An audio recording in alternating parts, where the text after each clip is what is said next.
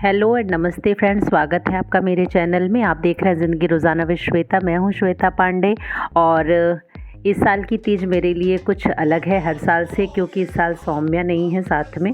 और जब से सौम्या ने की हाथ में अपने ली थी और टेढ़े मेढ़े फूल भी बनाना शुरू किए थे, तब से मैंने खुद मेहंदी लगाना छोड़ दिया था। वही लगाती थी मुझे हर साल।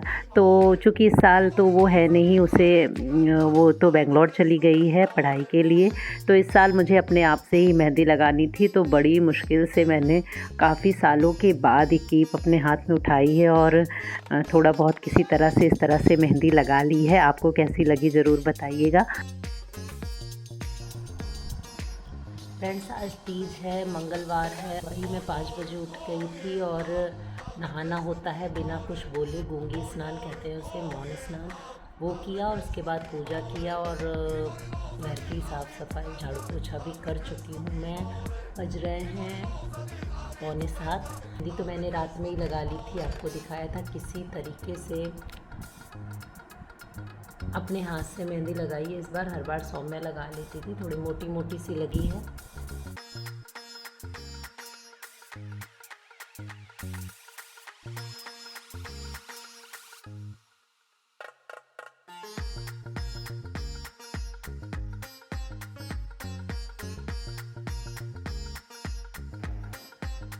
तो तीज के दिन सुबह ही मैं बना रही हूँ शिवलिंग और पार्वती जी की प्रतिमा। तो उसके लिए ली है पिरोड़ मिट्टी, जिसे कि रात में ही थोड़ा सा पानी डालकर भिगो दिया था, जिससे कि अच्छे से मुलायम हो जाए। और बनाते समय मैं इसमें डाल रही हूँ थोड़ी सी हल्दी और फूल बाती जो होती है घर में जिससे हम दीपक जलाते हैं, उसी की रुई को तोड़ के इसमें मिला दिया और साथ में थोड़ा थोड़ा गंगा जल डालकर एक अच्छा सा मिट्टी तैयार कर लिया। और इसे इतना मल देंगे मिट्टी और रुई को आपस में कि रुई बिल्कुल मिट्टी के जैसी हो जाएगी और आपको अलग से दिखाई नहीं देगी।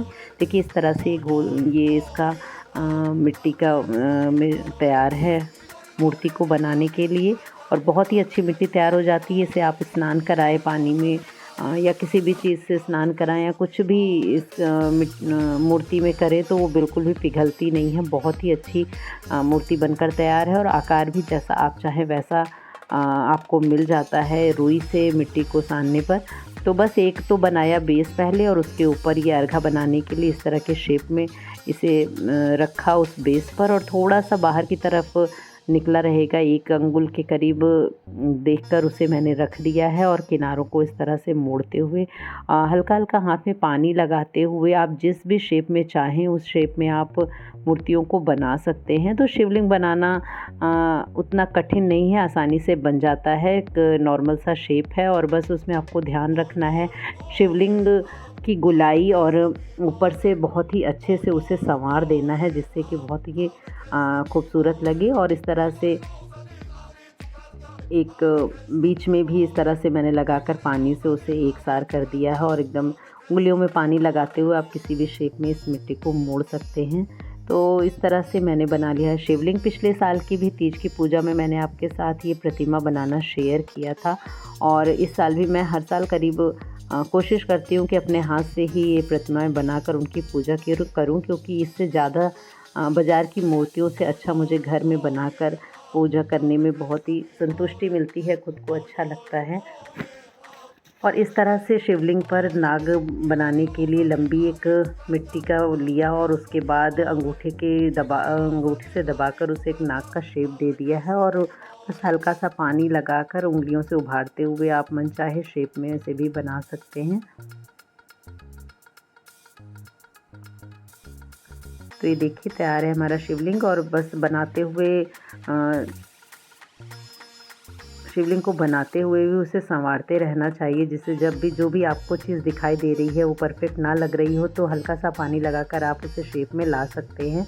और इसी तरह से बना लेंगे पार्वती भी। तो पहले बना लिया बेस, उसके बाद पाँव का आकार मैं बना रही हूँ और इसके बाद लगा दिया बीच में बाकी धड़ का आकार है। और हाँ, हाथ और कंधे भी बना दिए हैं। हाथ जोड़े हुए पार्वती की प्रतिमा बनानी होती है और इस तरह से बस बाकी चीज़ें भी जोड़ दी हैं और हल्का सा पानी लगाते हुए पूरा कायदे से चिकना कर दिया है और शेप में एकदम ला दिया है। छोटी छोटी आँखें वगैरह बनाकर लगा दिए हैं और बस इस तरह से तैयार है पार्वती जी की प्रतिमा भी। शिवलिंग तो मुझसे तुरंत बन जाती है, ज़्यादा से ज़्यादा आधा घंटा लगता है बस, और ठीक ठाक बन जाता है, आप देख सकते हैं। लेकिन पार्वती जी को बनाने में लग गए मुझे करीब 1.5 घंटे, और बाकी तो सब बन जाता है। फेस की डिटेलिंग बहुत ही कठिन हो जाती है, उतना बढ़िया बनता नहीं है, लेकिन फिर भी बना दिया है। तो फ्रेंड्स, बस इतना काम हुआ है सुबह से। अभी 7:30 पे मैं बैठी थी और शिवलिंग तो बन गया था 8:15 तक में। अच्छा, शिवलिंग पूरा कंप्लीट हो गया था, और पार्वती जी को बनाने में बज गए हैं 10। देख लीजिए, अभी भी लग रहा है कि हाँ कुछ कमी है, लेकिन अब मैं टच नहीं करूँगी क्योंकि अब इससे अच्छा नहीं बन सकता है।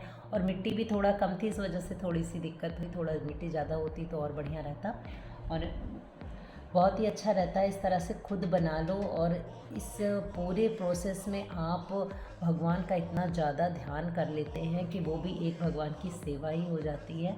तो पूरे समय जब भी ये जो बन रहा था प्रतिमा, इसमें बनाते समय एकदम दिमाग में हर समय भगवान का ही आकार, भगवान का ही स्वरूप आ रहा था कि आप जब वो उन्हीं को बना रहे हैं तो उसी तरह का मन में आता है ना कि इस तरह का होना चाहिए, ये ऐसा होना चाहिए, ये ऐसा होना चाहिए। तो एक पूरे ही समय में जो भगवान का ध्यान रहता है वो चलता रहता है। जब इसके ऊपर मैं गंगा जी की रेती रखी है वो थोड़ा डाल दूँगी, और उसको सूखने के लिए धूप में रख दूँगी। शाम को पूजा के लिए रख लूँगी फिर।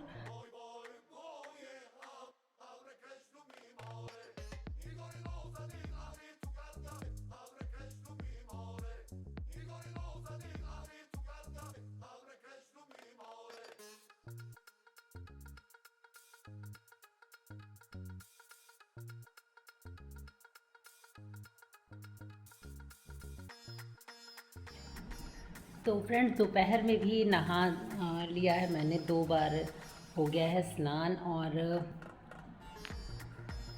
ये कुर्ती पहनी है मैंने। और अब मैं बनाऊंगी नारियल के लड्डू जो कि भोग में चढ़ाने हैं। तो बादल बहुत ज़्यादा सा हो रहा है, देखिए बारिश होने वाली है। एक बार बारिश हो चुकी है, फिर से एकदम काला सा हुआ है मौसम। अच्छा है मौसम।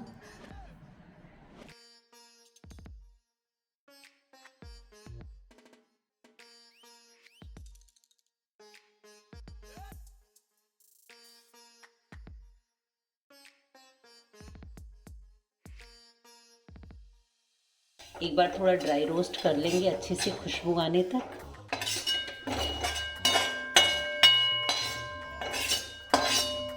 में डाल देंगे ये दूध, अच्छा मलाईदार दूध है।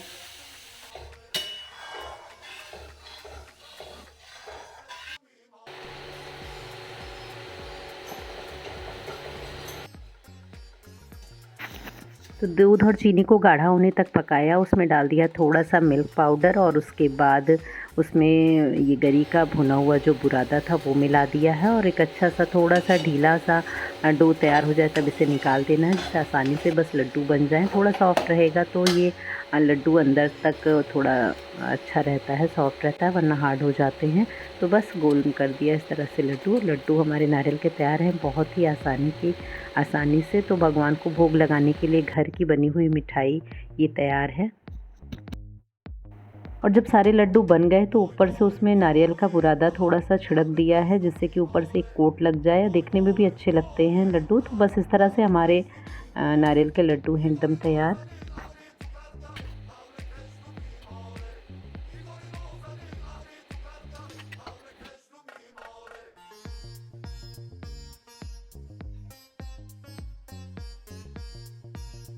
शाम को पूजा का समय होने पर सब चीज़ें एक जगह रख दी हैं, और भगवान का मंडप बना दिया है, स्थापित कर दिया है भगवान को। और इसी थाली पर एक थोड़ा ऊंचा बर्तन रखकर उस पर शिवलिंग रख दिया, जिससे स्नान कराने पर जल उसी में इकट्ठा होता रहे।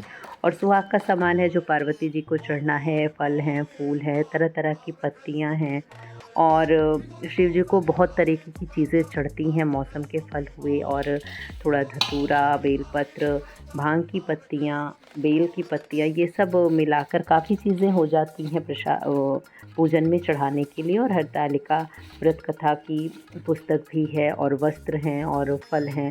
और उसके अलावा पूजा के बाद थोड़ा सीधा निकाल कर रखना होता है ब्राह्मण को सुबह दान में देने के लिए। तो पूजन इस तरह से समाप्त हुआ और कुछ फ़ोटोज़ हमने खींची।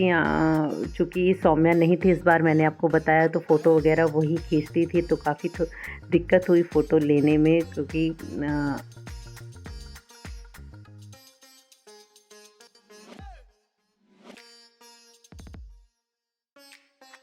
तो ये है मेरी मेहंदी जो इस तरह से रची है।